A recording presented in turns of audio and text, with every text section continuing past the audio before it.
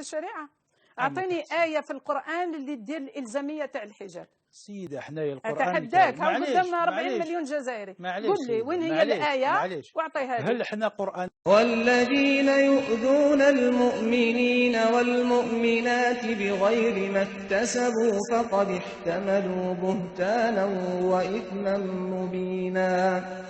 يا أيها النبي قل لأزواجك وبناتك ونساء المؤمنين يدنين عليهن من جلابيبهن ذلك أدنى أن يعرفن فلا يؤذين وكان الله غفورا رحيما.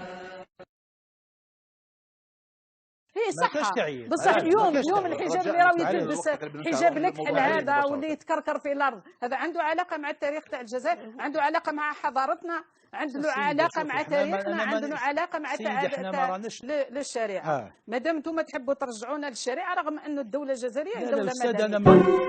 شعب الجزائر مسلم، شعب الجزائر مسلم، والى العروبات ينتسب من قال هذا عن اصله او قال ماذا فقد كذب.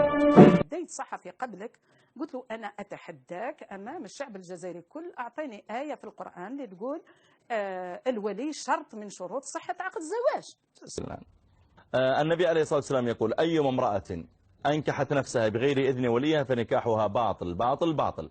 والله سبحانه وتعالى يقول فانكحوهن بإذن أهلهن، فانكحوهن بإذن أهلهن. ويقول الله سبحانه وتعالى فلا تضاروهن أن ينكحن أزواجهن إذا تراضوا بينهم بالمعروف. يعني لا يمنع الرجل ابنته أن تعود إلى زوجها إذا تراضوا بعد مشكلة وطلقها وأرادت أن تعود إليه، لا يجوز للأب أن يمنعها. فلو كانت البنت تستطيع تزوج نفسها كان الله تعالى يوجه الكلام لها، ما يوجه الكلام للأب. صحيح مسلم فيه ما يقال، وعلى صحيح مسلم هذا مسلم شيء هو نبي؟ لا ما مسلم كذا. فسئل الإمام مسلم عن حديث فلم يتعرف عليه ولم يتذكره فشق عليه ذلك. قالوا فرجع إلى بيته ودخل إلى مكتبته وكان قد أهدي إليهم تمر، فجاءوا بسلة التمر إليه فصار يأكل من هذا التمر ويبحث ويأكل ويبحث ويأكل ويبحث.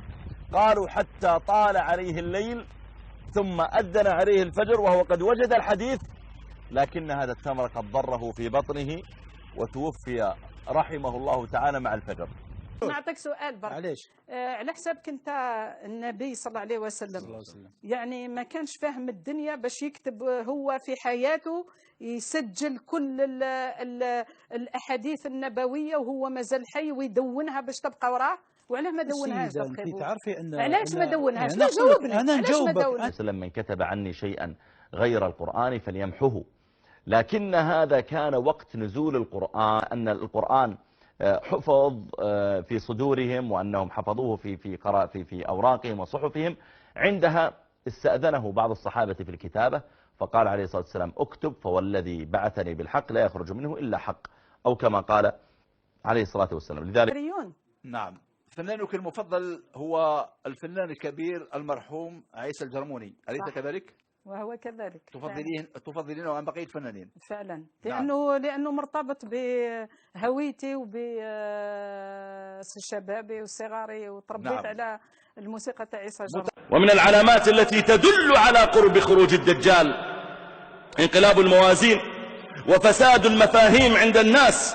ووالله كأن هذا الحديث والله يتكلم عن زماننا اليوم، والحديث رواه الإمام أحمد قال عليه الصلاة والسلام إن أمام الدجال قبيل الدجال، وأمام يعني أنها قبيله، قال إن أمام الدجال سنين خداعة يكذب فيها الصادق. يأتي واحد يقول هذا الشيء خطر على الأمة فيقال كذاب، نأخذ بقول فلان. يا جماعة هذا لا يصلح للناس، يقولون كذاب أنت غير ناصح، نأخذ بقول فلان. والثاني هو الكاذب المفتري الجاهل، قال يكذب فيها الصادق ويصدق فيها الكاذب. والثانية أعظم منها، قال ويخون فيها الأمين ويؤتمن فيها الخائن.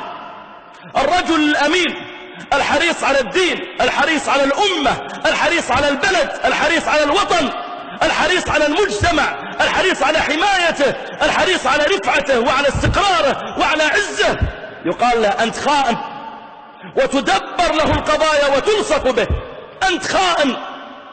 ثم قال عليه الصلاة والسلام: يكون فيها الأمين ويؤتمن فيها الخائن.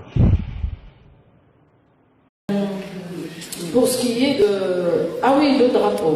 Alors oui, vous parlez du drapeau, je vais revenir au drapeau. Parce que pour vous, d'abord, je respecte votre point de vue. Vous dites, je ne veux pas de drapeau d'Al-Jazair, l'Akhdar, l'Ahmar, l'Abyad, l'Ajmar, parce que dans Sanjar, 1958, vous dites que l'Alam, c'est l'Alam الأمازيغية، الإعلام تاعنا كما نقولوا حنا الهوية تاعنا الحقيقية. Je suis très convaincu de ce que vous dites sur l'origine de ce drapeau. D'ailleurs, il y a un confrère à moi que j'apprécie beaucoup, c'est Maître Ben Salem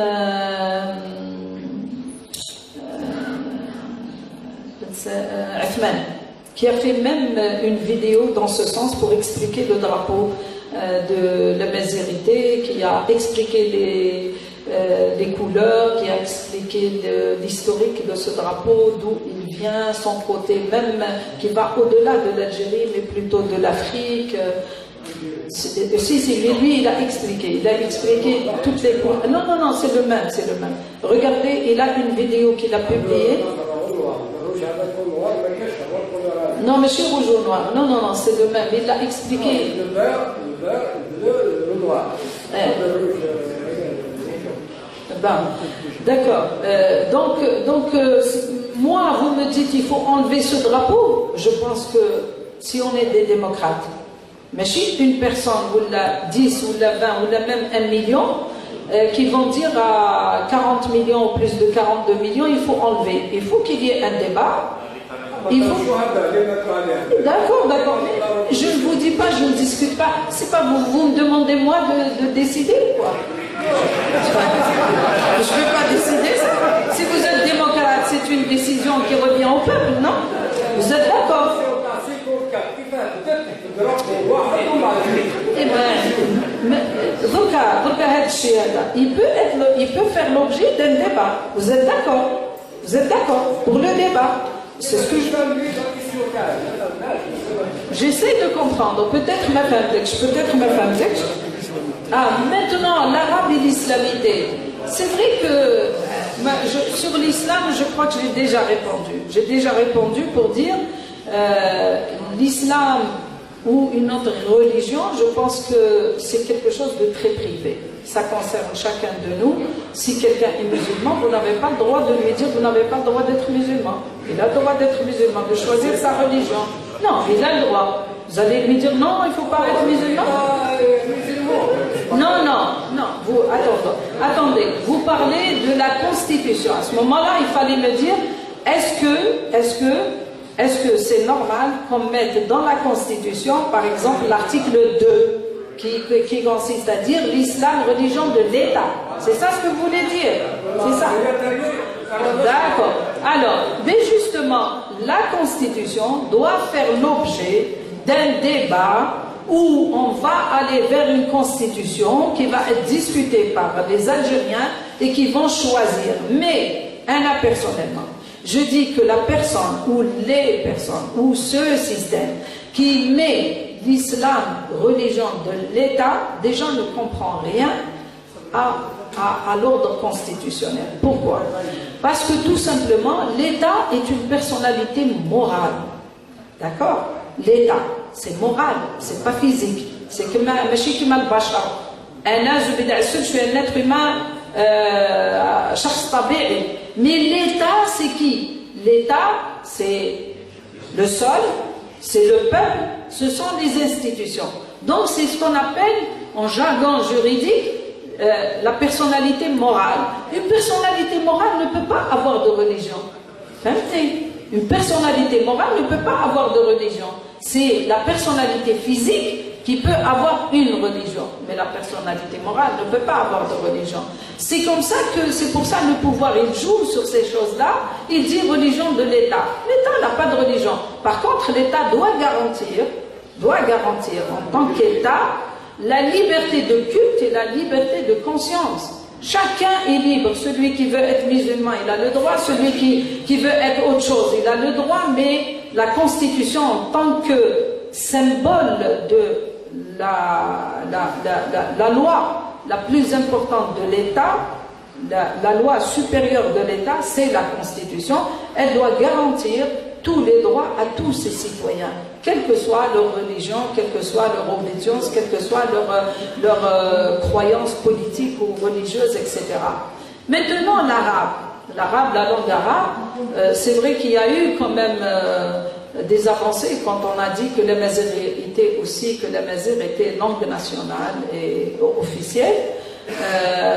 Aujourd'hui, c'est un débat sérieux qui se pose dans la société algérienne, mais je pense que toute question qui est clivante comme ça, où vous avez des gens qui acceptent, vous avez des gens qui refusent, je pense qu'il n'y a pas mieux que le débat pour régler toutes les problématiques qui sont un peu clivantes dans la société. Il va falloir en débattre sereinement, sans nerfs, sans zaf, sans rejet, sans priori, sans a priori, sans juger les autres. Parce que ce qui est important, c'est qu'on apprenne à vivre ensemble et à nous accepter les uns les autres.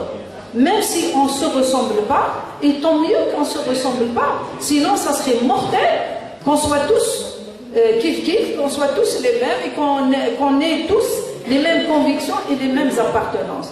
Donc là, pour moi, toutes les questions peuvent se débattre, peuvent être l'objet d'un débat,